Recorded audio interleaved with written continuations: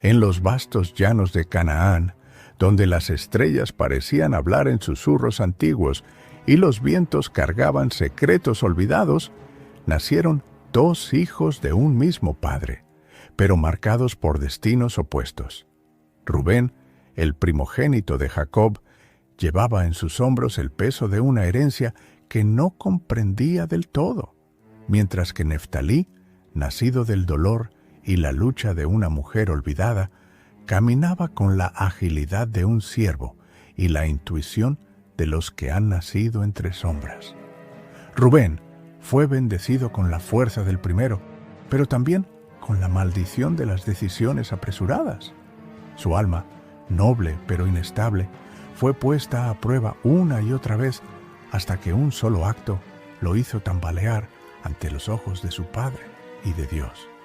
Neftalí, en cambio, siempre estuvo en los márgenes, silencioso, veloz, observador. Nadie lo temía, pero pocos sabían que tras su calma habitaba una furia dormida, alimentada por siglos de desprecio hacia los hijos de las siervas. ¿Qué secretos guardaban estos dos hermanos tan distintos y tan unidos por la sangre de Jacob? ¿Qué fuerzas invisibles movían sus caminos hacia destinos que ni los cielos se atrevieron a revelar por completo? Una traición, una revelación, un llamado ancestral. Los hijos del patriarca están por despertar, y con ellos una historia que cambiará el curso de las 12 tribus para siempre. El nacimiento de Jacob no fue un evento ordinario.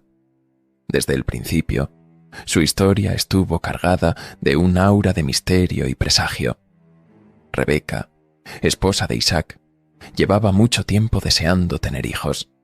La promesa de descendencia que Dios había hecho a Abraham parecía amenazada por la ausencia de un heredero. Pero finalmente, Rebeca concibió, y con ello llegaron días de incertidumbre y ansiedad. Durante su embarazo, algo inusual ocurría. Rebeca sentía un constante tumulto en su vientre, como si una batalla secreta se estuviera librando en su interior. Aquella agitación era tan intensa que Rebeca, angustiada, buscó la guía divina. En su oración, Dios le reveló un mensaje inquietante. 2 naciones hay en tu vientre, y 2 pueblos serán divididos desde tus entrañas. Un pueblo será más fuerte que el otro, y el mayor servirá al menor. Esa revelación no solo alivió su incertidumbre, sino que sembró en ella una mezcla de temor y expectación. 2 naciones luchaban por el dominio desde antes de nacer, y sus hijos, de algún modo, estarían destinados a un conflicto que cambiaría el curso de la historia. El día del nacimiento llegó con un aire de tensión palpable. Los sirvientes y parteras se apresuraban en el campamento de Isaac, mientras Rebeca luchaba en el momento culminante del parto. Finalmente, el primer niño salió al mundo. Era robusto, rojizo y cubierto de vello, tanto que parecía envuelto en un manto de piel. Lo llamaron Esaú, que significa velludo. Pero antes de que los gritos de asombro pudieran apagarse, un segundo bebé emergió, sujetando firmemente el talón de su hermano, como si no estuviera dispuesto a dejarlo ir. Este segundo hijo fue llamado Jacob, cuyo nombre podría traducirse como el que toma por el talón o el que suplanta. La escena no pasó desapercibida. Los murmullos de los presentes se propagaron como fuego en seco. El menor se aferra al mayor. ¿Qué significará esto? Isaac, observando con seriedad, no dijo una palabra, pero en su mente resonaba la promesa divina a Abraham, su padre. Aquellos niños serían más que hermanos. Serían el inicio de algo mucho más grande y también más peligroso. Con el paso de los días, el contraste entre los 2 hermanos comenzó a ser evidente.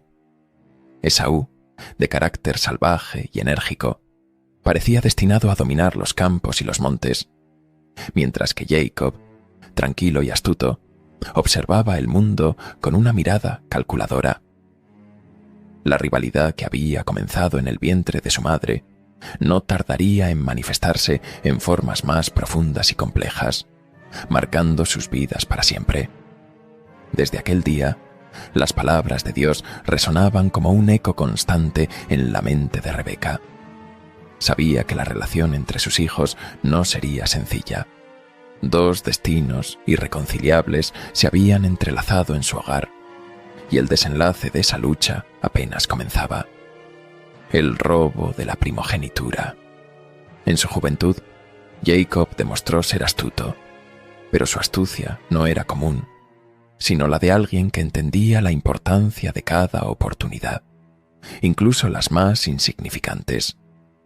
Esa astucia, sin embargo, también estaba teñida de ambición.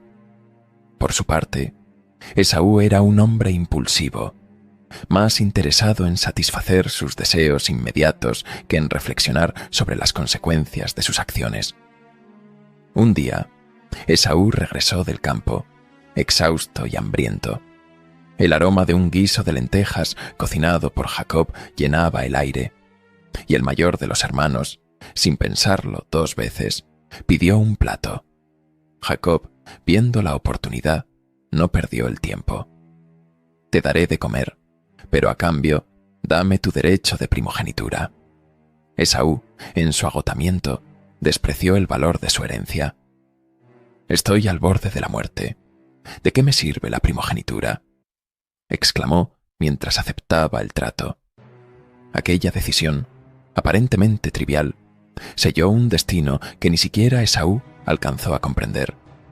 Sin embargo, el momento más crucial de esta historia llegó tiempo después, cuando Isaac, ya anciano y ciego, decidió otorgar su bendición al hijo mayor, Esaú. Esta bendición era más que palabras, era una transferencia de autoridad, prosperidad y liderazgo espiritual. Rebeca, recordando la promesa de Dios sobre Jacob, urdió un plan para que su hijo menor recibiera esa bendición. Jacob, disfrazado con las ropas de Esaú y cubierto de pieles de cabra para imitar la textura velluda de su hermano, se presentó ante Isaac. Con voz temblorosa pero decidida, se hizo pasar por Esaú. Isaac, aunque dudoso al principio, finalmente pronunció las palabras que cambiarían el rumbo de sus vidas. «Que los pueblos te sirvan y las naciones se inclinen ante ti. Sé señor de tus hermanos, y que los hijos de tu madre se inclinen ante ti. Malditos sean los que te maldigan, y benditos los que te bendigan». Cuando Esaú descubrió el engaño, un grito de furia llenó la tienda de Isaac. Su dolor no era solo por la pérdida de la bendición, sino porque comprendió que aquello era irrevocable. Lleno de ira, juró matar a Jacob tan pronto como muriera su padre. Rebeca, temiendo por la vida de su hijo menor, lo envió lejos, a la casa de su hermano Labán, iniciando así un nuevo capítulo en la vida de Jacob, lleno de intrigas, encuentros divinos y nuevos conflictos. La huida a Padán Aram. Jacob partió al amanecer, dejando atrás todo lo que conocía. La amenaza de Esaú pesaba sobre él como una sombra, y cada paso hacia Padán Aram lo acercaba a un futuro incierto. Una noche, agotado por la travesía, se recostó en el suelo árido, usando una piedra como almohada. Fue entonces cuando un sueño extraordinario lo envolvió.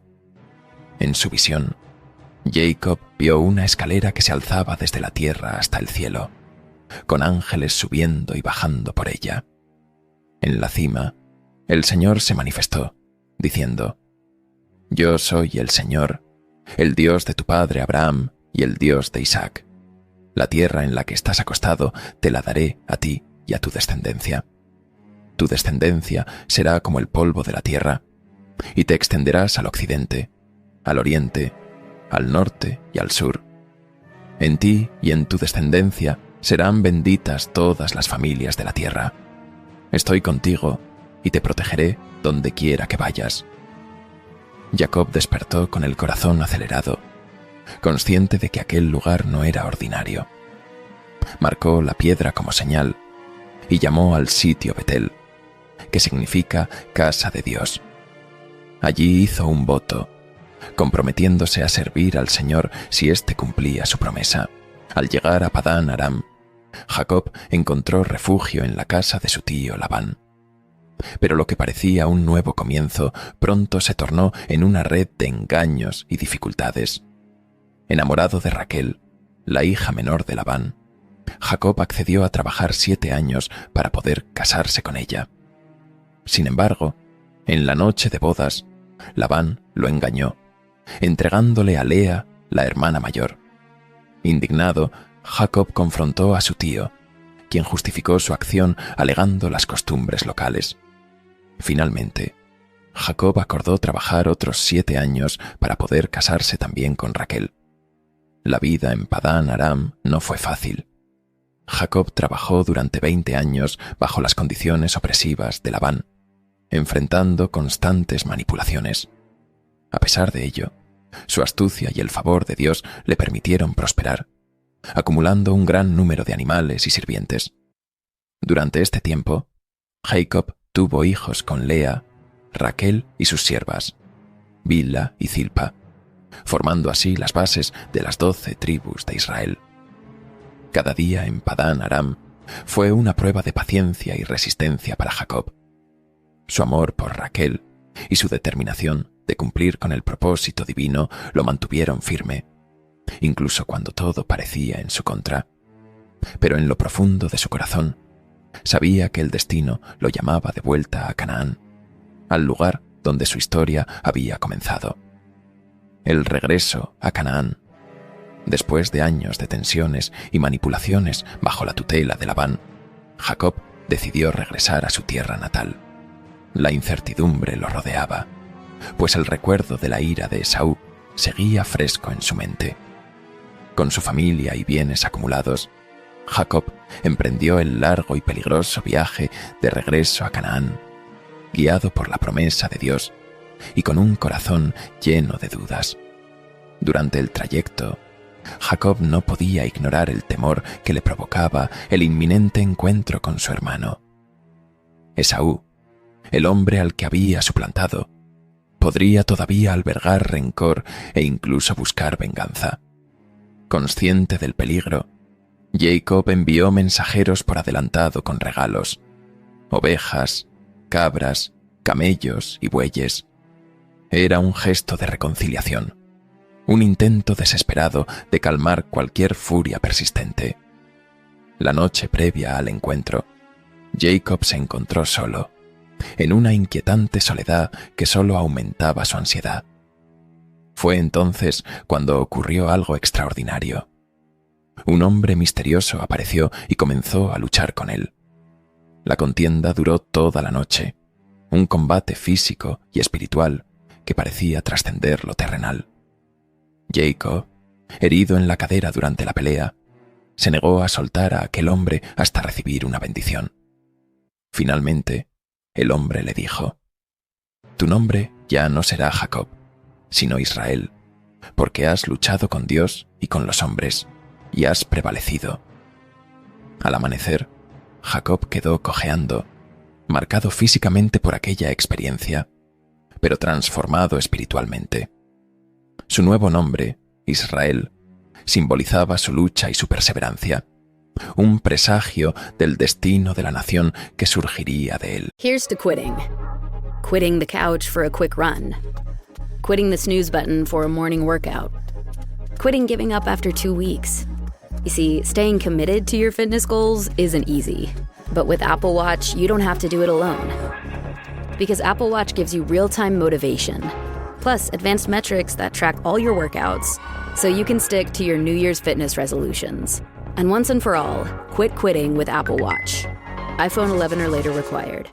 Well, the holidays have come and gone once again, but if you've forgotten to get that special someone in your life a gift, well, Mint Mobile is extending their holiday offer of half off unlimited wireless. So here's the idea. You get it now. you call it an early present for next year. What do you have to lose? Give it a try at mintmobile.com/switch. Limited time 50% off regular price for new customers. Upfront payment required. $45 for 3 months, $90 for 6 months, or $180 for 12-month plan. Taxes and fees extra. Speeds may slow after 50 gigabytes per month when network is busy. See terms. Cuando finalmente se encontró con Esaú, el momento estuvo cargado de tensión. Sin embargo, en un giro inesperado, Esaú lo abrazó y lo perdonó. Las lágrimas reemplazaron al rencor, y los hermanos, separados por el engaño y la distancia, cerraron un capítulo de conflicto que había definido sus vidas. Aunque tomaron caminos separados, aquella reconciliación marcó un nuevo comienzo para Jacob, que continuaría su camino como el patriarca de una gran nación. Vida posterior. Jacob se estableció nuevamente en Canaán, pero su vida no fue tranquila. Entre sus numerosos hijos, José, el hijo primogénito de Raquel, era su favorito, algo que no pasó desapercibido para sus hermanos. La envidia creció en ellos hasta el punto de que tramaron un plan para deshacerse de él. En un acto de traición, vendieron a José, como esclavo, a unos mercaderes ismaelitas, y luego engañaron a Jacob haciéndole creer que una bestia salvaje lo había devorado.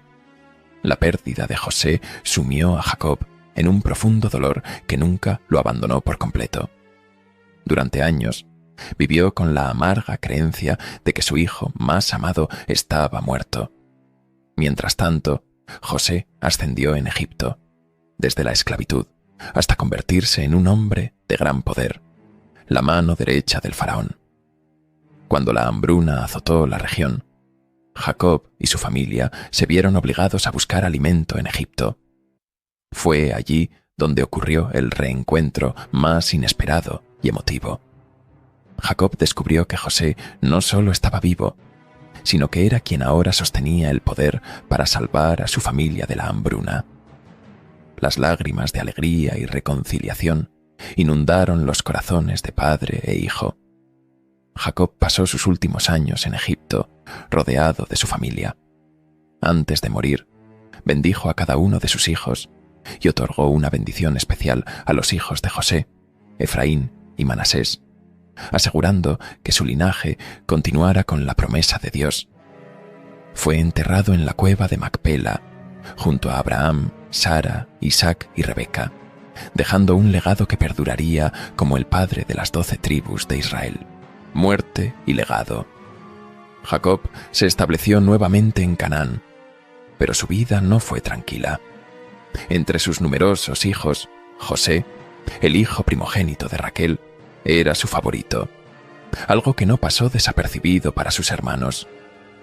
La envidia creció en ellos hasta el punto de que tramaron un plan para deshacerse de él. En un acto de traición, vendieron a José como esclavo a unos mercaderes ismaelitas, y luego engañaron a Jacob, haciéndole creer que una bestia salvaje lo había devorado. La pérdida de José sumió a Jacob en un profundo dolor que nunca lo abandonó por completo. Durante años, vivió con la amarga creencia de que su hijo más amado estaba muerto. Mientras tanto, José ascendió en Egipto, desde la esclavitud hasta convertirse en un hombre de gran poder, la mano derecha del faraón. Cuando la hambruna azotó la región, Jacob y su familia se vieron obligados a buscar alimento en Egipto. Fue allí donde ocurrió el reencuentro más inesperado y emotivo. Jacob descubrió que José no solo estaba vivo, sino que era quien ahora sostenía el poder para salvar a su familia de la hambruna. Las lágrimas de alegría y reconciliación inundaron los corazones de padre e hijo. Jacob pasó sus últimos años en Egipto, rodeado de su familia. Antes de morir, reunió a sus 12 hijos y les dio una bendición, que era más que palabras. Era una profecía sobre el destino de cada uno de ellos y de las tribus que surgirían de su linaje. Judá sería la tribu real, mientras que José recibiría una doble porción a través de sus hijos, Efraín y Manasés. Finalmente, Jacob pidió ser enterrado en la cueva de Macpela, junto a Abraham, Sara, Isaac y Rebeca. Su muerte marcó el fin de una era, pero su legado perduró a través del pueblo de Israel, una nación formada por sus descendientes y su fe en las promesas divinas. De entre los hijos de Jacob, cada uno con su carácter único y su destino marcado, surgió uno que nunca destacó por la fuerza ni por el liderazgo abierto, pero cuya presencia era imposible de ignorar: Neftalí. Desde su nacimiento, envuelto en la rivalidad de dos mujeres desesperadas, el silencio que lo rodeaba parecía gritar más fuerte que cualquier batalla. Algo oscuro y profundo acompañaba cada uno de sus pasos, como si fuera portador de un secreto que ni él mismo comprendía. Jacob lo observaba con una inquietud que no lograba disipar. Mientras los demás hijos competían por poder, por tierras o por el favor divino, Neftalí parecía caminar por un sendero invisible, uno que lo alejaba de las disputas terrenales. Su nombre, mi lucha, era un eco de las circunstancias de su nacimiento, pero tal vez también una profecía de lo que estaba por venir. En ocasiones, Jacob juraba que los ojos de su hijo veían más allá del presente, como si cargara con un conocimiento que trascendía lo humano. Las noches eran las más inquietantes. Neftalí, aún siendo un niño, solía desaparecer de la vista de los demás, buscando refugio bajo las estrellas. ¿Qué buscaba en ese cielo infinito? ¿A quién escuchaba en el silencio? Algunos decían que hablaba con sombras. Otros creían que en sus sueños había visiones de cosas que nadie se atrevía a nombrar. Jacob, que había soñado con ángeles y luchado con Dios, no podía descifrar a su propio hijo. ¿Era Neftalí un emisario del Altísimo o un presagio de algo más oscuro? En las tierras antiguas, donde cada paso era una lucha por sobrevivir y cada decisión podía cambiar el destino de una nación, Neftalí se convirtió en un enigma que inquietaba incluso a sus propios hermanos. Mientras unos lo consideraban un soñador, otros temían lo que pudiera significar su presencia. Y Jacob, el patriarca que llevaba el peso de la promesa divina, no podía evitar preguntarse: ¿qué destino escondía este hijo nacido de la lucha, pero marcado por el misterio? Esta es la historia de Neftalí, el hijo que no buscó la gloria, pero cuyo camino sería el más inesperado.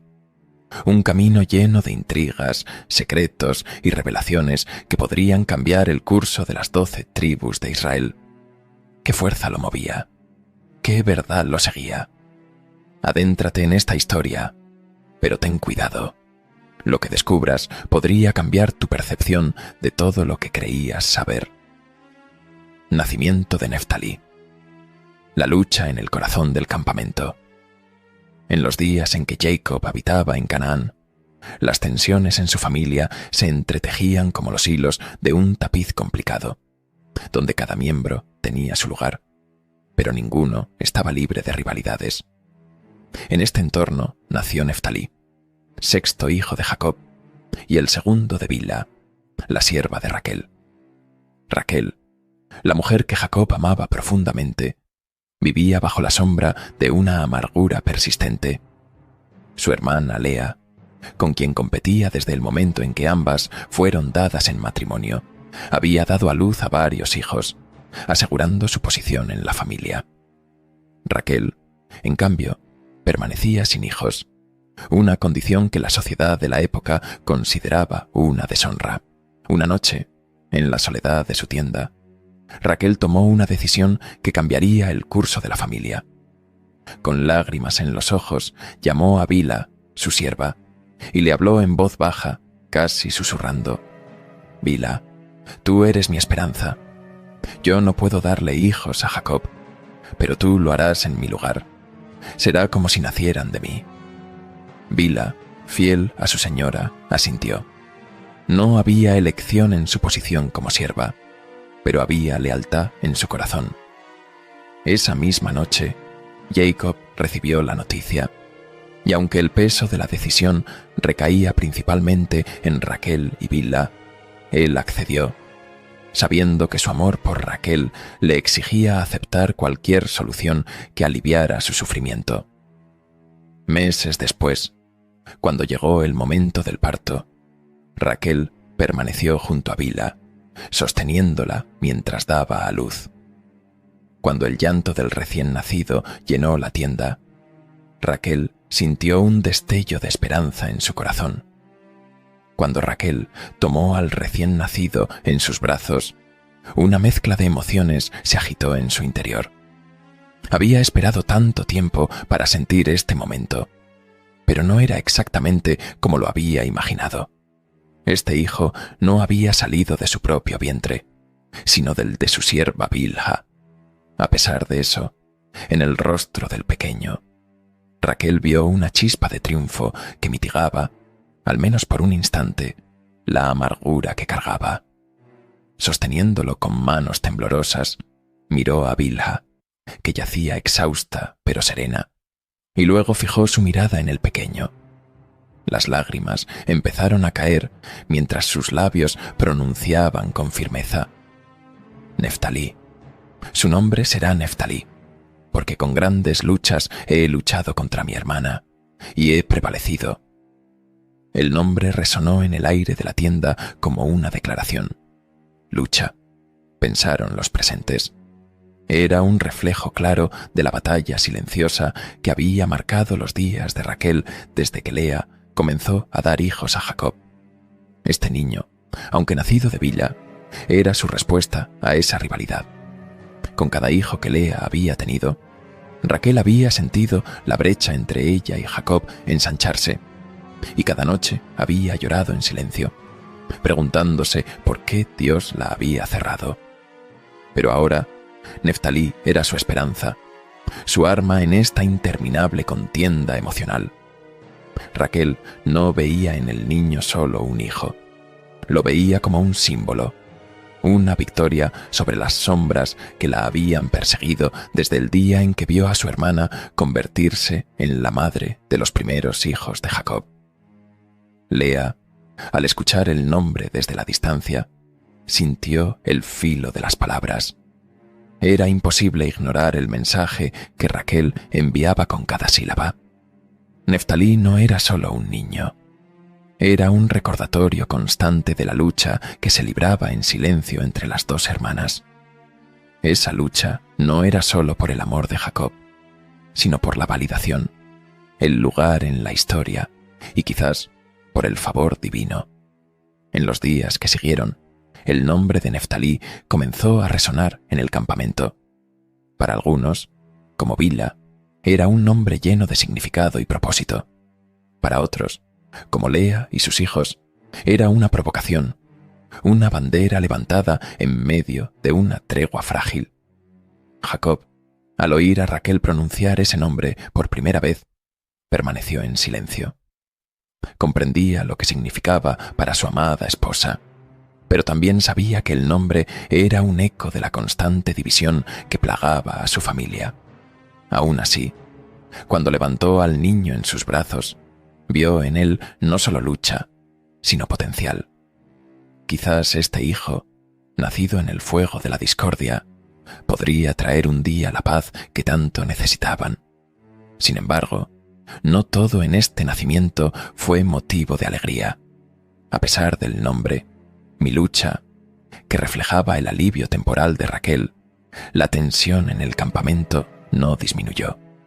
Lea, observando desde la distancia, interpretó el evento como un desafío directo a su posición. Los hermanos mayores, hijos de Lea, miraban al pequeño Neftalí como un símbolo de la rivalidad entre sus madres, un nuevo motivo para las divisiones que ya se gestaban en la familia. En su cuna, Neftalí dormía tranquilo, sin saber que había nacido en el centro de un torbellino emocional que moldearía su vida desde el principio. Pero incluso en aquel caos había una semilla de esperanza.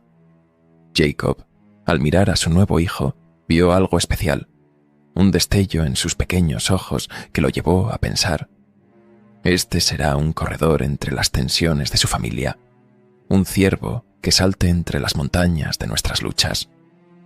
Así, con su nacimiento, Neftalí no solo se convirtió en un hijo más de Jacob, sino en un símbolo de las luchas internas que definían a la familia, y quizás una promesa de que incluso en medio del conflicto, algo bueno podía surgir.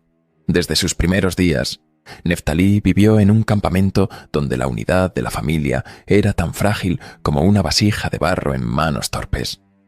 Jacob, su padre, había formado un hogar con 4 mujeres: Lea, Raquel, Bilha y Zilpa.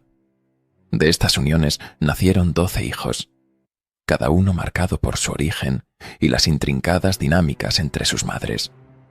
Neftalí, el 6º hijo de Jacob y el 2º de Bilha, encontró su lugar en este grupo tan complejo como tumultuoso. La división entre las mujeres se reflejaba claramente en los hijos. Los hijos de Lea, encabezados por Rubén, el primogénito, solían imponer su autoridad por su posición como descendientes de la esposa principal de Jacob. Sin embargo, los hijos de Raquel, tanto José como Benjamín, gozaban de un favor evidente por parte de Jacob, lo que generaba envidia y resentimiento. Neftalí, junto con su hermano Dan, hijos de Bilha, ocupaba un lugar intermedio, a menudo atrapado entre estos dos polos de influencia. Los días en el campamento estaban marcados por miradas cargadas de rivalidad y comentarios velados entre los hermanos.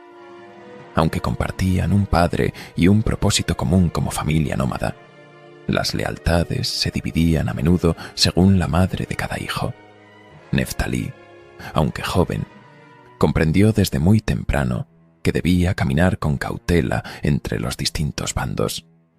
Lea, aunque no mostraba abierta hostilidad hacia los hijos de Bilha, nunca perdía la oportunidad de recordar que sus hijos eran los mayores y, por tanto, los legítimos herederos del linaje de Jacob. Zilpa, por su parte, trataba de mantener a sus hijos, Gad y Aser, al margen de las disputas, pero en un campamento donde cada acción tenía implicaciones políticas, esa neutralidad era difícil de sostener. Neftalí observaba en silencio, con la agilidad de un ciervo que esquiva a sus depredadores, cómo estas tensiones moldeaban el día a día de su familia. Aprendió a moverse entre los distintos grupos con astucia, formando alianzas sutiles sin comprometerse por completo con ninguno. Esta habilidad lo protegió, pero también lo convirtió en un enigma para sus hermanos, quienes no siempre podían prever en qué lado estaría. Si había alguien en quien Neftalí confiaba, era su hermano mayor Dan, también hijo de Bilha. Compartían no solo la sangre, sino también la experiencia de ser hijos de una madre que no era ni la esposa principal ni la favorita. Ambos entendían el equilibrio delicado que debían mantener para sobrevivir en el dinámico y a menudo hostil ambiente familiar. Dan, de carácter más fuerte y protector, a menudo tomaba la iniciativa en defender a Neftalí cuando surgían disputas. Neftalí, más ágil y persuasivo, sabía cómo evitar confrontaciones mayores. Juntos, formaban un dúo complementario que los hacía menos vulnerables frente a las tensiones entre los hijos mayores y los favorecidos. A pesar de su juventud, Neftalí era un observador agudo. Mientras trabajaba junto a sus hermanos en los campos o cuidaba los rebaños de Jacob, notaba los pequeños gestos que hablaban de las relaciones subyacentes, la forma en que Rubén, como primogénito, imponía su presencia, la camaradería silenciosa entre los hijos de Zilpa y la especial atención que Jacob dedicaba a José, lo que encendía chispas de resentimiento entre los demás. Neftalí, aunque más silencioso y neutral que muchos de sus hermanos, no era indiferente a estas dinámicas. Con cada día que pasaba, aprendía a navegar las aguas turbulentas de su familia, una habilidad que más tarde sería crucial en los eventos que transformarían sus vidas. Jacob, a pesar de las complejidades de su familia y las tensiones que se respiraban en el campamento, era un padre que trataba de valorar a cada uno de sus hijos. Para él, cada niño representaba una pieza en el intrincado rompecabezas de las promesas divinas que Dios le había hecho. La multiplicación de su descendencia, el surgimiento de una gran nación y la continuidad del pacto establecido con Abraham y Isaac. Entre todos sus hijos, Neftalí tenía un lugar especial. Como hijo de Bilha, la sierva de Raquel, Neftalí no solo era una extensión de la descendencia de Jacob, sino también un reflejo del amor que sentía por Raquel. Cada vez que Jacob veía a Neftalí correr por los campos o escuchaba su risa mientras jugaba con los otros niños, sentía una conexión especial que iba más allá de las rivalidades y los conflictos familiares. En los ojos de Jacob, Neftalí representaba algo más que un hijo nacido de una relación complicada. Él veía en Neftalí la gracia y la ligereza que tantas veces habían estado ausentes en su vida llena de luchas. A menudo lo observaba con atención y reflexionaba en silencio. Este niño, hay algo en él que me recuerda que Dios puede traer belleza incluso en medio de las tensiones. Are you a forward thinker? Then you need an HR and finance platform that thinks like you do. Workday is the AI platform that helps propel your organization, your workforce, and your industry into the future. Workday, moving business forever forward. Jacob había aprendido a ver las señales divinas en los detalles más pequeños. Neftalí, ágil y rápido, le recordaba un ciervo libre, capaz de moverse con gracia y adaptarse a cualquier terreno. Esta imagen quedaría grabada en su mente y más tarde se convertiría en parte de la bendición que le otorgaría en sus últimos días. Aunque Jacob tenía un amor evidente por José y Benjamín, los hijos de Raquel, se tomaba tiempo para mostrar a Neftalí un afecto especial que no siempre era visible para los demás. Neftalí, aún joven, buscaba la aprobación de su padre y se esforzaba por destacar en las tareas diarias. En esas pequeñas acciones, Jacob veía un reflejo del carácter de Raquel: determinación, resiliencia y un deseo de ser reconocido. En las noches tranquilas, cuando el campamento dormía, Jacob solía llamar a Neftalí y a su hermano Dan para que lo acompañaran mientras cuidaba los rebaños. Allí, bajo el cielo estrellado, les contaba historias de sus propios días como pastor en la casa de Labán. Esas historias no solo eran una lección de vida, sino también una forma de fortalecer su relación con ellos, especialmente con Neftalí, quien escuchaba con atención cada palabra. Recuerda esto, hijo mío, Dios está con nosotros incluso en nuestras luchas. Tu nombre es un recordatorio de que en la lucha hay bendición, le dijo Jacob una noche, colocando su mano sobre el hombro de Neftalí. En los ojos de Jacob, Neftalí era más que un hijo, era una señal de esperanza. Cada vez que lo veía correr libremente entre los rebaños, esquivando los peligros y adaptándose al terreno, Jacob sentía una paz que a menudo escapaba de su vida. Ese niño, nacido de la lucha entre Raquel y Lea, era una promesa de que incluso en medio de las divisiones, la gracia de Dios podía manifestarse. Neftalí, aunque joven, percibía el cariño especial de su padre. Ese amor silencioso lo impulsaba a crecer con confianza, a pesar de las tensiones que lo rodeaban. En su corazón, sabía que su lugar en la familia no dependía de las rivalidades, sino del propósito mayor que Jacob veía en él. El campamento de Jacob era una mezcla vibrante de actividad, donde las tareas diarias y las tradiciones familiares se entrelazaban con una tensión constante. En medio de esta atmósfera crecían los 12 hijos de Jacob, cada uno formando su propia identidad mientras lidiaban con las dinámicas complejas de una familia numerosa. Para Neftalí, la vida entre sus hermanos era como caminar en un campo minado. Cada paso debía ser calculado para evitar conflictos abiertos, aunque estos parecían inevitables. Desde pequeño, Neftalí aprendió que no todos los hermanos eran iguales a los ojos del campamento. Los hijos de Lea, liderados por Rubén, el primogénito, tenían una posición dominante. Su estatus como hijos de la primera esposa de Jacob les daba una autoridad implícita, y no dudaban en recordarlo a los demás. Gad y Aser, hijos de Zilpa, se mantenían al margen de las disputas, formando una alianza silenciosa entre ellos. Neftalí, junto a su hermano Dan, hijo también de Bila, ocupaba un lugar intermedio en esta dinámica. No pertenecía al grupo dominante de los hijos de Lea ni al círculo privilegiado de los hijos de Raquel, pero tampoco era completamente ignorado. Esto lo convertía en un observador astuto, capaz de moverse entre los diferentes grupos sin llamar demasiado la atención. Testigo de los celos hacia José. A medida que Neftalí crecía, los celos hacia José se volvieron imposibles de ignorar. No solo era el regalo de la túnica, sino también los sueños que José compartía con sus hermanos, visiones en las que él siempre ocupaba una posición superior. Rubén y Simeón eran los más vocales en su desdén, pero incluso los más callados, como Gad y Aser, no podían ocultar su molestia. Neftalí, aunque no participaba abiertamente en las discusiones, era testigo de las miradas cargadas de resentimiento y los murmullos que se intercambiaban en las noches alrededor del fuego.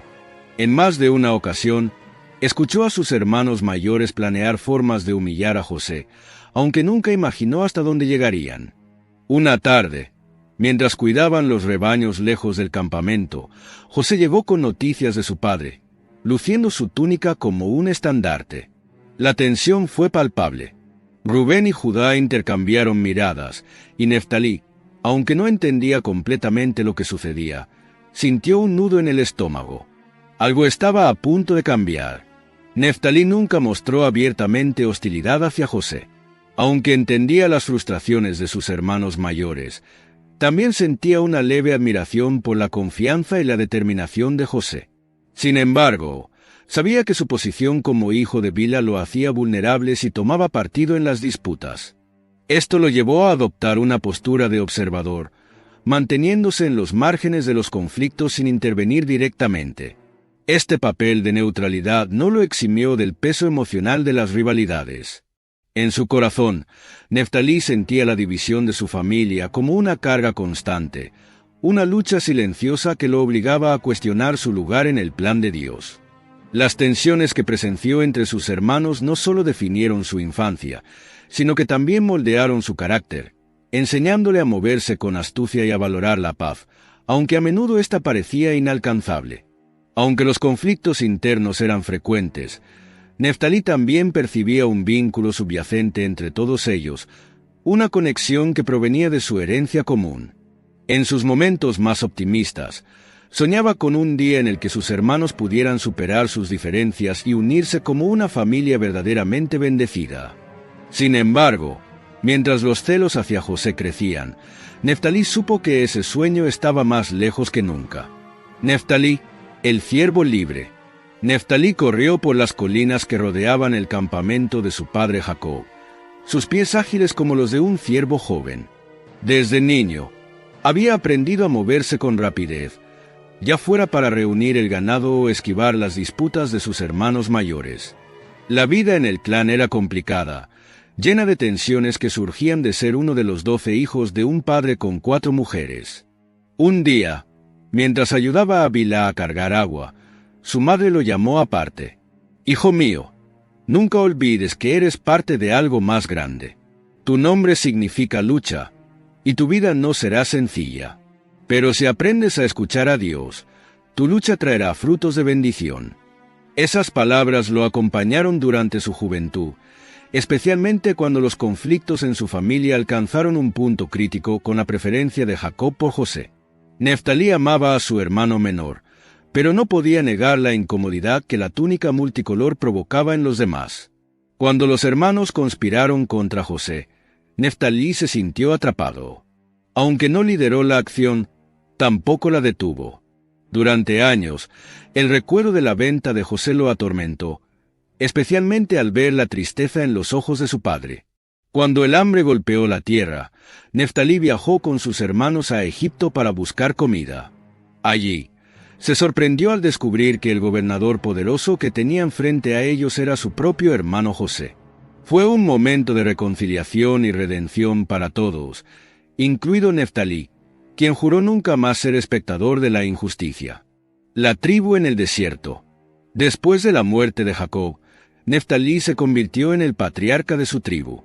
Durante la esclavitud en Egipto, la tribu de Neftalí mantuvo la esperanza viva, recordando las promesas de Dios. Neftalí, en su vejez, transmitió a sus descendientes las palabras de su padre Jacob: serás como un ciervo suelto. Les habló de libertad, agilidad y la gracia de Dios, características que debían guiar a su tribu. Durante el Éxodo, los hombres de Neftalí fueron conocidos por su velocidad y habilidad en la batalla. Cuando Moisés los organizó, se ubicaron al norte del campamento, vigilando los flancos más vulnerables. En el desierto, Neftalí vio cómo su tribu florecía a pesar de las dificultades, siempre moviéndose con la agilidad que Jacob había profetizado. Con el paso de los años, los descendientes de Neftalí se convirtieron en una tribu sólida y respetada dentro del pueblo de Israel. Cuando Moisés lideró a los israelitas fuera de Egipto, la tribu de Neftalí, con su herencia de agilidad y fuerza, tuvo un papel destacado en la travesía por el desierto y la organización del campamento. En el Éxodo, cada tribu tenía una posición designada en el campamento, reflejando tanto su número como su función en la comunidad. La tribu de Neftalí fue asignada al flanco norte del campamento, junto con las tribus de Dan y Aser. Este grupo formaba una especie de guardia del norte, protegiendo al pueblo de posibles ataques provenientes de esa dirección. Con una fuerza de 53,400 hombres en edad de luchar, la tribu de Neftalí representaba una fuerza considerable dentro del ejército de Israel. Su posición estratégica no solo destacaba su capacidad militar, sino también su agilidad y adaptabilidad, características que se asociaban con el legado de su patriarca. En las largas marchas, Neftalí destacó como una tribu capaz de movilizarse rápidamente, ya fuera para responder a un ataque o para asegurar el abastecimiento del campamento. Esta agilidad fue fundamental en los momentos de crisis, especialmente cuando el pueblo enfrentó enemigos como los amalecitas. El papel en la organización del campamento. La vida en el desierto no era solo una cuestión de supervivencia, también era un tiempo de preparación y orden. La tribu de Neftalí contribuyó significativamente a la organización del campamento, asegurándose de que el flanco norte estuviera siempre listo para cualquier eventualidad. Los líderes de la tribu trabajaron en estrecha colaboración con las otras tribus del Grupo Norte, formando un frente unido y eficiente. Además de su función militar, la tribu de Neftalí también era conocida por su devoción a las leyes y mandamientos entregados por Moisés. En los momentos de adoración y celebración, los miembros de la tribu se destacaban por su entusiasmo y su fe, recordando a los demás que la agilidad no era solo física, sino también espiritual.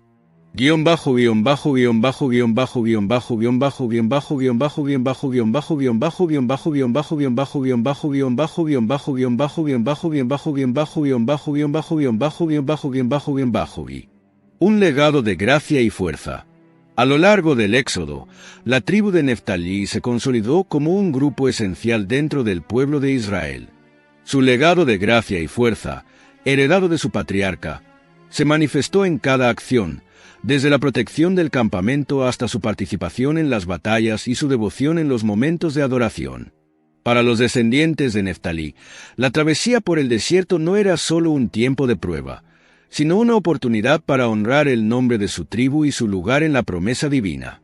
La batalla de los hombres de Neftalí, valentía en el monte Tabor. En los días oscuros de los jueces, cuando Israel sufría bajo la opresión de Jabín, rey de Canaán, el pueblo clamó al Señor por ayuda. La respuesta llegó en la figura de Débora, una profetisa y jueza cuya sabiduría y fe la convirtieron en un faro de esperanza. Entre las muchas tribus de Israel, Débora miró hacia la tribu de Neftalí, confiando en su valentía y lealtad para liderar la lucha por la libertad. Débora llamó a Barak, un líder militar de la tribu de Neftalí, y le dio un mandato claro: reunir a 10,000 hombres de las tribus de Neftalí y Zabulón y prepararse para la batalla en el monte Tabor. Esta elección no fue accidental. Los hombres de Neftalí, herederos de una tradición de agilidad y fuerza, eran conocidos por su habilidad en combate y su disposición a obedecer el llamado divino, incluso frente a enemigos poderosos.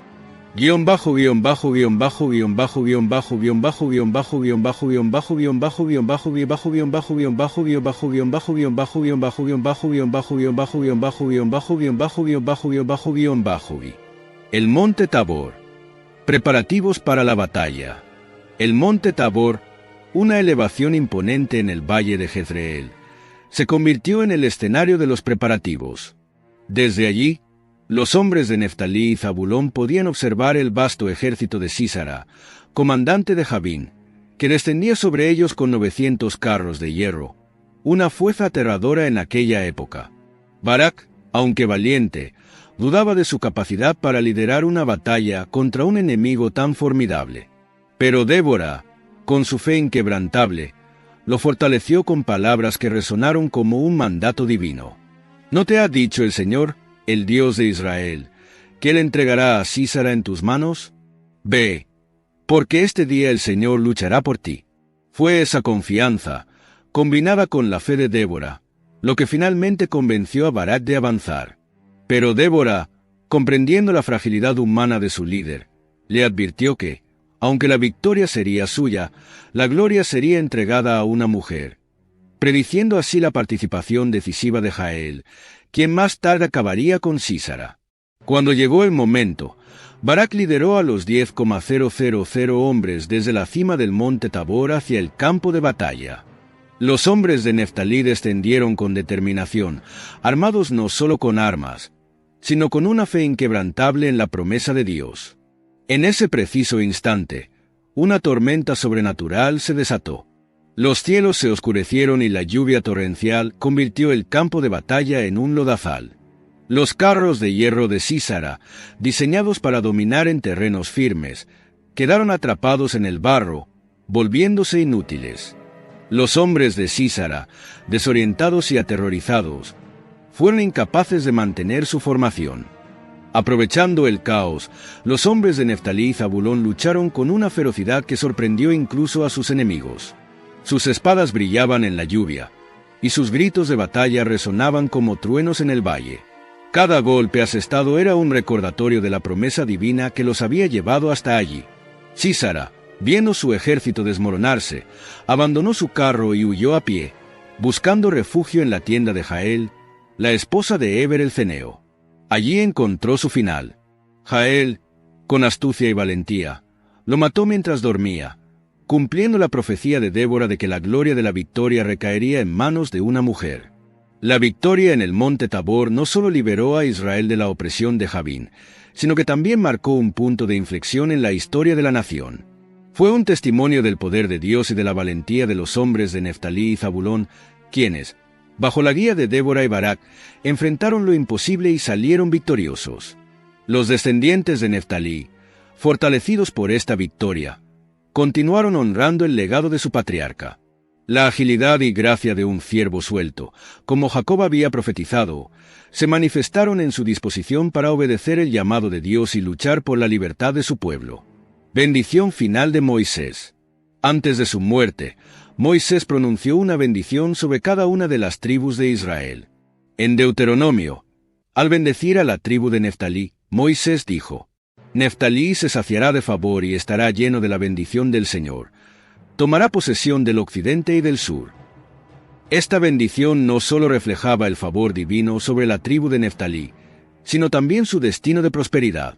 La tribu recibió una porción de tierra fértil al norte de Israel, que incluía el área alrededor del mar de Galilea y partes del valle del Jordán. Este territorio era rico en recursos naturales, con tierras ideales para la agricultura y acceso a rutas comerciales, lo que aseguraba la prosperidad de la tribu. La herencia de Neftalí. El territorio de Neftalí, situado en una región estratégica, se convirtió en un lugar clave en la historia de Israel.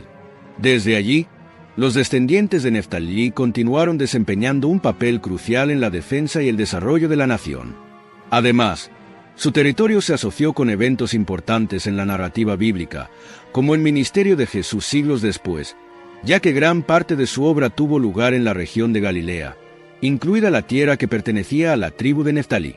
La tribu de Neftalí dejó un legado que se destacó por su valentía en la batalla y su fe inquebrantable en las promesas de Dios. Desde su papel en la victoria contra Sísara hasta la prosperidad de su territorio, los descendientes de Neftalí demostraron que las bendiciones pronunciadas por Jacob y Moisés sobre su patriarca se cumplieron de manera poderosa. Neftalí, descrito por Jacob como un ciervo suelto que pronuncia palabras hermosas, Génesis 49, 21, vivió en su descendencia como una tribu ágil, fuerte y llena de gracia divina, dejando una marca imborrable en la historia de Israel. Siglos después, los descendientes de Neftalí lucharon bajo el liderazgo de Débora, la profetisa. Inspirados por el legado de su patriarca, los hombres de Neftalí combatieron con valentía contra Sísara, trayendo victoria a Israel. Cuando Josué distribuyó la tierra prometida, la tribu de Neftalí recibió una región fértil al norte, junto al mar de Galilea. Allí, cumplieron la bendición de Moisés. Neftalí se saciará de favor. Desde su tierra, los descendientes de Neftalí continuaron sirviendo a Dios y a su pueblo, portando siempre la memoria de un hombre que aprendió a superar las luchas con fe y agilidad. Rubén ocupa un lugar especial en la historia del pueblo de Israel, al ser el primogénito de Jacob. En el contexto cultural de la época, el primogénito gozaba de privilegios únicos. Se esperaba que heredara una doble porción de la herencia familiar y asumiera el rol de líder en la familia. Sin embargo, la vida de Rubén estuvo marcada por tensiones derivadas de las preferencias afectivas de su padre. Lea, su madre, se encontraba en una posición vulnerable dentro de la familia. Aunque fue la primera esposa de Jacob, su matrimonio fue producto de un engaño orquestado por su padre, Labán, y Jacob nunca la amó como a Raquel. Este desbalance afectivo no solo influyó en la relación entre Jacob y Lea, sino que también condicionó las interacciones entre los hijos de Jacob, quienes crecieron en un ambiente de celos y competencia. Rubén, como hijo mayor, probablemente sintió el peso de las expectativas familiares, pero también tuvo que lidiar con el constante recordatorio de que su madre no era la preferida. Este contexto ayudó a forjar un carácter complejo en Rubén, que más adelante se verá reflejado en sus decisiones y errores. Por un lado, mostraba un sentido de responsabilidad hacia sus hermanos menores. Por otro, sus acciones reflejaban un conflicto interno, resultado de la lucha por ganar el reconocimiento y afecto de su padre. Significado del nombre. El significado del nombre de Rubén. Mira, un hijo, he aquí un hijo, encierra una profunda carga emocional y simbólica dentro de la narrativa bíblica. En hebreo, Reuben se compone de las raíces Ra, Ber y Ben, hijo, expresando la exclamación de Lea al concebir a su primer hijo con Jacob. Este nombre no solo celebraba la llegada de un primogénito, sino que también era un grito de esperanza y reconocimiento en un contexto de competencia afectiva. Lea eligió el nombre con la esperanza de que este hijo consolidara su posición frente a Jacob, quien prefería a Raquel. En Génesis 29, 32, Lea dice: «El Señor ha visto mi aflicción, ahora mi esposo me amará». Estas palabras reflejan no solo el gozo de la maternidad, sino también el anhelo de ser amada y valorada.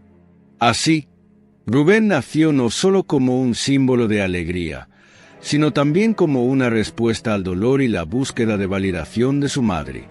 Sin embargo, este significado también proyecta el peso emocional que Rubén cargó desde su nacimiento.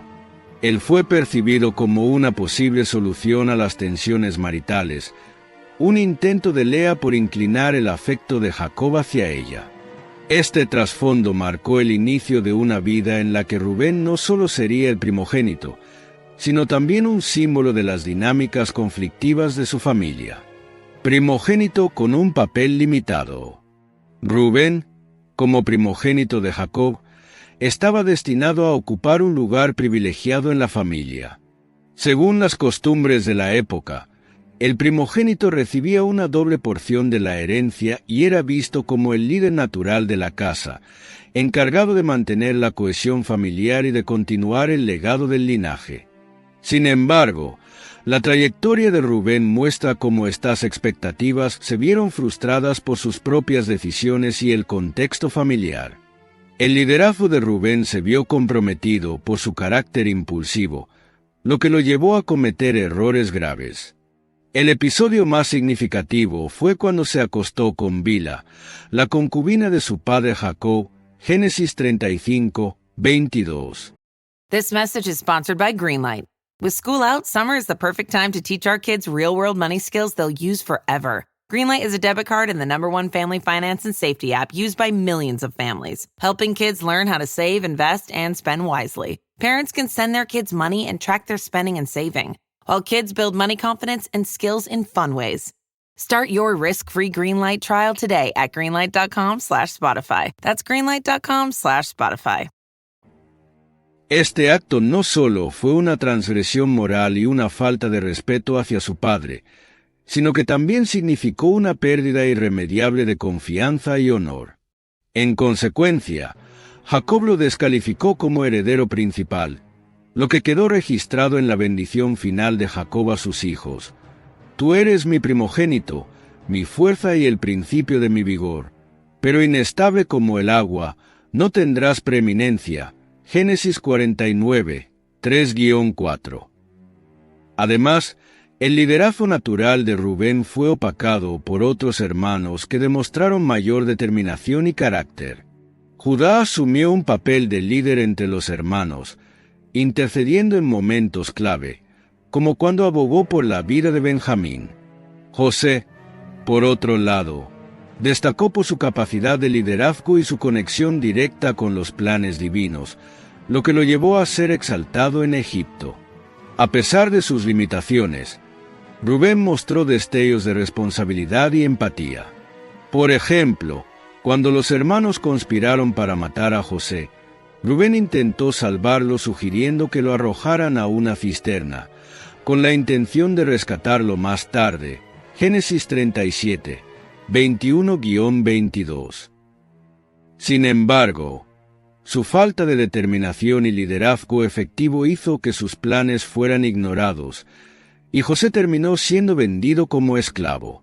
En resumen, Rubén es un ejemplo de cómo el potencial y las expectativas pueden verse truncados por decisiones equivocadas y un carácter inestable. Aunque fue el primogénito, su papel en la familia fue limitado, dejando un legado marcado por oportunidades perdidas. Su pecado con Bila, el acto de Rubén al acostarse con Bila, la concubina de su padre Jacob, es uno de los episodios más controvertidos de su vida, y uno que marcó de manera decisiva su destino.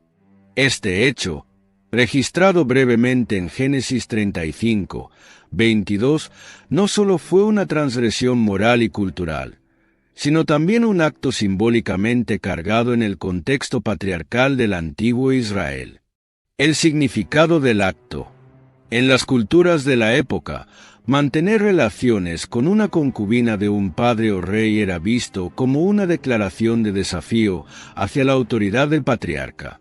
Aunque el texto bíblico no detalla las motivaciones de Rubén, algunos estudiosos sugieren que su acción pudo ser un intento de afirmar su posición como primogénito y reclamar un poder que sentía en riesgo dentro de la familia. Bila, como concubina de Jacob, ocupaba un lugar importante en el hogar, especialmente tras la muerte de Raquel, madre de José y Benjamín. Rubén pudo haber percibido esto como una amenaza, dado el favoritismo que Jacob mostraba hacia los hijos de Raquel. Las consecuencias. Este acto de Rubén tuvo profundas repercusiones. En el plano familiar, fue una afrenta directa contra Jacob, quien, aunque no reaccionó de inmediato, no olvidó lo sucedido. La gravedad de la transgresión quedó en evidencia cuando, en su lecho de muerte, Jacob lo reprendió abiertamente y lo despojó del derecho de primogenitura. Tú subiste al lecho de tu padre, entonces lo profanaste. Subiste a mi lecho. Génesis 49, 4. La pérdida de la primogenitura significó que Rubén no recibiría los privilegios asociados a su posición, los cuales fueron eventualmente divididos entre otros hermanos. José recibió una doble porción de la herencia, mientras que Judá asumió el liderazgo tribal. Perspectiva teológica y humana. Desde una perspectiva teológica, el pecado de Rubén refleja la fragilidad humana incluso en los líderes designados por Dios. Este evento sirve como una advertencia sobre cómo decisiones impulsivas pueden tener consecuencias duraderas, especialmente en contextos donde la fidelidad y la obediencia a la autoridad son fundamentales. Por otro lado, este episodio también nos recuerda el contexto emocional de Rubén. Como primogénito de Lea, una esposa no amada, y constantemente eclipsado por los hijos de Raquel, Rubén vivió en un ambiente de tensiones y favoritismos que pudieron alimentar su inseguridad y, en última instancia, conducir a esta acción impulsiva. El pecado de Rubén al acostarse con Bila dejó una marca indeleble en la relación entre él y su padre, Jacob. Aunque en el momento del acto Jacob no expresó públicamente su enojo, las Escrituras dejan claro que nunca lo olvidó ni lo perdonó completamente. Esto se evidencia en el lecho de muerte de Jacob, cuando reunió a sus hijos para darles sus últimas palabras y bendiciones. Génesis 49. Las palabras de Jacob a Rubén. Durante esta ocasión solemne, Jacob inició su discurso refiriéndose a Rubén como su primogénito y reconociendo su posición natural como el principio de su vigor y el primero en dignidad y poder. Sin embargo, inmediatamente después, señaló el carácter inestable de Rubén y el impacto de su pecado. Tú eres mi primogénito, mi fuerza y el principio de mi vigor, principal en dignidad, principal en poder, pero inestable como el agua, no tendrás preeminencia, porque subiste al lecho de tu padre, entonces lo profanaste. Génesis 49, 3-4. Estas palabras no solo son una reprimenda directa, sino también un juicio definitivo que despoja a Rubén de su derecho de primogenitura. Jacob calificó a Rubén como inestable como el agua, una metáfora que resalta su falta de autocontrol y capacidad de liderazgo. El impacto en la primogenitura. El despojo del derecho de primogenitura tuvo consecuencias significativas para Rubén y su descendencia. En lugar de él, este derecho se dividió entre otros hermanos. Judá asumió el liderazgo espiritual y político, siendo la tribu de la cual descenderían los reyes de Israel, incluido el rey David y, finalmente, el Mesías. José recibió una doble porción de la herencia, representada por la bendición sobre sus dos hijos, Efraín y Manasés. La carga emocional y simbólica. La reprimenda de Jacob hacia Rubén refleja la gravedad de su acto y cómo éste definió su vida. Este momento resalta la naturaleza irreversible de ciertas decisiones y cómo afectan la confianza y el legado. Al mismo tiempo, muestra que las bendiciones patriarcales en la cultura bíblica no solo eran deseos para el futuro, sino también juicios sobre el carácter y las acciones pasadas. En términos simbólicos, Rubén, quien comenzó con todas las ventajas de ser el primogénito, vio su posición desmoronarse debido a su impulsividad, mostrando que los privilegios no garantizan éxito si no se acompañan de integridad y sabiduría. El incidente con José. El episodio de José y sus hermanos revela un aspecto compasivo y protector del carácter de Rubén, aunque también expone su falta de determinación para liderar de manera efectiva en momentos cruciales. Este evento ocurrió en un contexto de creciente resentimiento entre los hermanos hacia José, el hijo favorito de Jacob, quien no solo era preferido por su padre, sino que también provocó a sus hermanos con sueños que presagiaban su superioridad sobre ellos. La intervención de Rubén. Cuando los hermanos conspiraron para matar a José, Rubén fue el único que se opuso directamente al plan. En Génesis 37, 21-22, Rubén sugirió que en lugar de matarlo, lo arrojaran a una cisterna vacía en el desierto. No derraméis sangre. Echadlo en esta cisterna que está en el desierto, pero no pongáis manos sobre él. Su intención, aunque no revelada a los demás, era regresar más tarde para rescatar a José y devolverlo a su padre. Este acto muestra que, a pesar de sus defectos, Rubén tenía un sentido de responsabilidad como primogénito y un deseo de proteger a José de la ira de sus hermanos. El desenlace inesperado. Sin embargo, Rubén estuvo ausente en el momento crítico. Mientras él no estaba, los demás hermanos aprovecharon la oportunidad para vender a José como esclavo a unos comerciantes ismaelitas que pasaban por allí. Cuando Rubén regresó y descubrió que José ya no estaba, se angustió profundamente, exclamando, «El niño no está, ¿y yo a dónde iré?». Génesis 37, 30. Este lamento refleja su conciencia de la responsabilidad que tenía hacia su hermano menor y su padre, así como su temor ante las posibles consecuencias. Una intervención bien intencionada pero insuficiente. Aunque las acciones de Rubén muestran compasión, también dejan en evidencia su incapacidad para ejercer un liderazgo efectivo. En lugar de enfrentarse abiertamente a sus hermanos o actuar con mayor urgencia, optó por un plan indirecto que dependía de circunstancias que él no podía controlar. Su indecisión y ausencia en el momento clave permitieron que otros tomaran el control de la situación, sellando el destino de José. Implicaciones familiares y personales. Este incidente fue un punto de inflexión tanto para la familia como para Rubén. Para la familia. I had that dream again. My small business needs to hire, but I don't use LinkedIn and I hire wrong. So our orders get all backed up. We're drowning in paperwork, then actually drowning, careless fighting off sharks with a stapler, and pirates are pillaging the office copier, and then I wake up.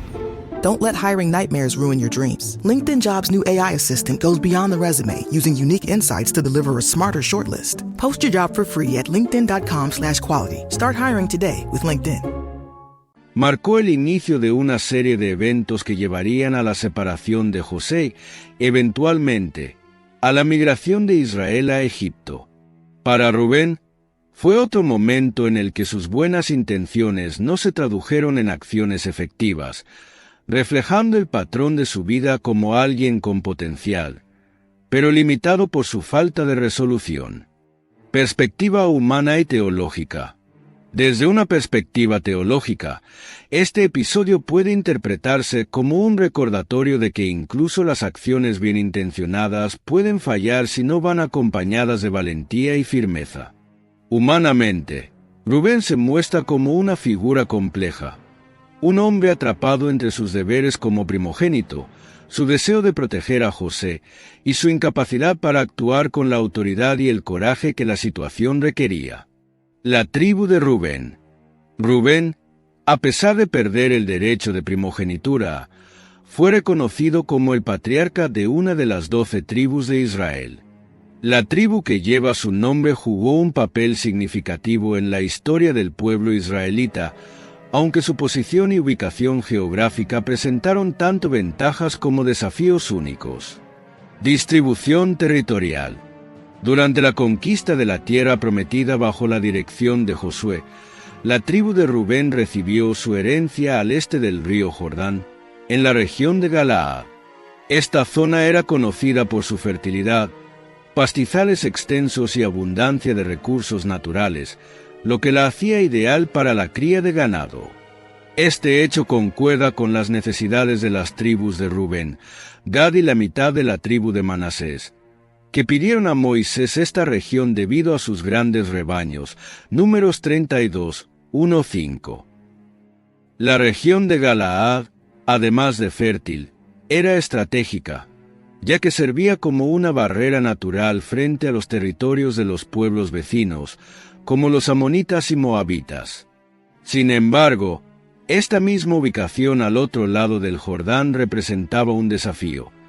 Separaba a la tribu de Rubén del resto de las tribus de Israel, dificultando su integración en los asuntos políticos, religiosos y militares de la nación. Vulnerabilidad y aislamiento. La ubicación oriental de la tribu de Rubén la hacía más susceptible a los ataques de pueblos vecinos y nómadas del desierto. A lo largo de la historia, la tribu enfrentó constantes conflictos con los moabitas y otros grupos que deseaban controlar la fértil región de Galaad. El aislamiento geográfico también contribuyó a una menor participación de la tribu de Rubén en los eventos clave del centro de Israel, como la defensa de la tierra o la consolidación del reino bajo los reyes Saúl, David y Salomón. Este distanciamiento geográfico y político debilitó el vínculo de la tribu con el resto de Israel, lo que eventualmente llevó a que perdieran protagonismo en la narrativa bíblica. Aportaciones y debilidades. Aunque la tribu de Rubén no se destacó por liderar eventos significativos, sí mostró destellos de valentía y cooperación en momentos específicos. Por ejemplo, Rubén estuvo entre las tribus que respondieron al llamado de Débora y Barak para luchar contra Sísara en el libro de los Jueces, Jueces 5, 15-16. Sin embargo, en ese mismo pasaje, se señala que Rubén dudó y se retrasó en actuar, reflejando una falta de cohesión y decisión que caracterizó tanto a su patriarca como a su descendencia. Legado y significado. El legado de la tribu de Rubén es un reflejo del carácter de su patriarca, prometedor pero limitado por decisiones y circunstancias. Aunque su territorio fue una bendición, el aislamiento físico y la vulnerabilidad a los ataques externos mermaron su impacto en la historia de Israel. A nivel espiritual, la tribu de Rubén nos recuerda cómo las decisiones y las circunstancias geográficas pueden influir en el destino de una comunidad. Liderazgo imperfecto. Rubén, como primogénito de Jacob, estaba destinado a ser el líder natural de su familia y a heredar las mayores responsabilidades y privilegios. Sin embargo, su vida estuvo marcada por un liderazgo que, aunque bien intencionado, se vio debilitado por decisiones impulsivas, falta de resolución y la incapacidad de enfrentar los desafíos con autoridad. Un liderazgo socavado desde el inicio. La posición de Rubén como líder fue comprometida desde el contexto familiar en el que creció. Aunque era el hijo mayor, el favoritismo de Jacob hacia los hijos de Raquel, José y Benjamín, erosionó su autoridad entre sus hermanos. Este entorno de tensiones y rivalidades familiares hizo que Rubén luchara constantemente por consolidar su lugar, pero su carácter vacilante y sus errores agravaron su situación. Errores que marcaron su liderazgo. Rubén mostró en varias ocasiones su incapacidad para actuar con firmeza, lo que comprometió su liderazgo. 1. El pecado con Bila. Su relación con la concubina de su padre fue un acto de grave transgresión y una afrenta directa a la autoridad de Jacob. Este episodio no solo destruyó la confianza de su padre, sino que también arruinó sus posibilidades de ser considerado un líder digno. Su acto fue impulsivo y carente de consideración por las consecuencias, lo que lo descalificó como heredero principal. 2. El incidente con José. Aunque Rubén intentó salvar a su hermano José de ser asesinado, su estrategia de persuadir a los demás hermanos para que lo arrojaran a una cisterna, en lugar de actuar con mayor resolución, no fue suficiente. Su ausencia en el momento clave permitió que los demás vendieran a José como esclavo. Este episodio destaca su incapacidad para imponer su autoridad en momentos críticos. 3. La indecisión en las guerras tribales.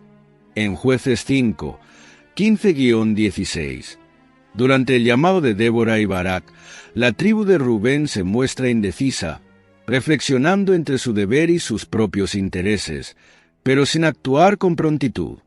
Este patrón de duda y falta de acción refleja el carácter atribuido a Rubén como patriarca. Un liderazgo de buenas intenciones. A pesar de sus fallas, Rubén no carecía de buenas intenciones.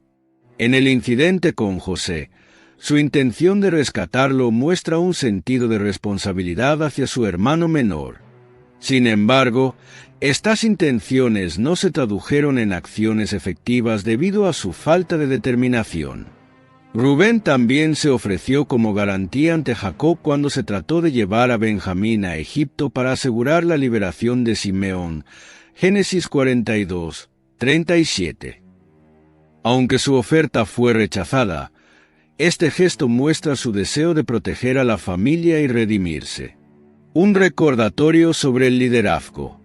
Rubén es un ejemplo claro de que el liderazgo no se determina únicamente por el rango de nacimiento o las circunstancias externas, sino por las acciones, la capacidad de tomar decisiones firmes y el carácter.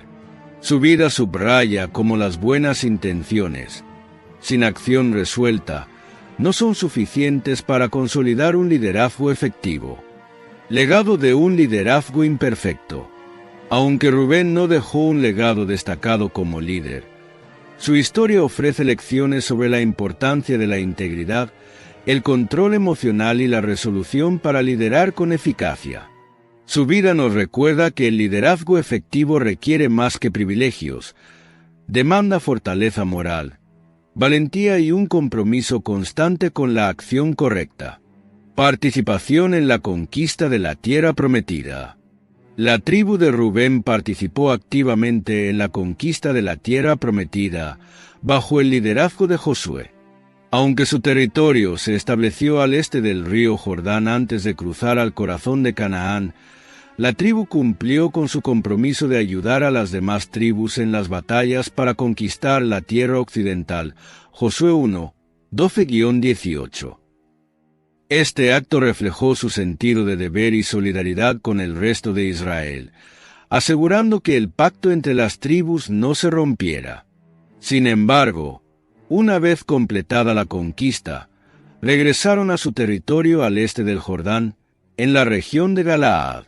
Esta separación geográfica marcó un punto importante en su historia, ya que, aunque formaban parte de la nación de Israel, estaban físicamente distanciados del centro religioso y político. Fortaleza militar de la tribu de Rubén. La tribu de Rubén fue reconocida por su capacidad militar. La región de Galaad, donde se establecieron, era un área estratégica y rica, pero también vulnerable a constantes ataques de enemigos externos, como los moabitas, amonitas y nómadas del desierto. La necesidad de defender esta región hizo que los rubenitas desarrollaran una tradición militar destacada. En una Crónicas 5, 18-22, se menciona que los hombres de Rubén, junto con las tribus de Gad y la mitad de Manasés, eran guerreros valientes y expertos en el uso del escudo, la espada y el arco. En una batalla contra los agarenos, vencieron y tomaron control de tierras en el este, demostrando su fortaleza y valentía.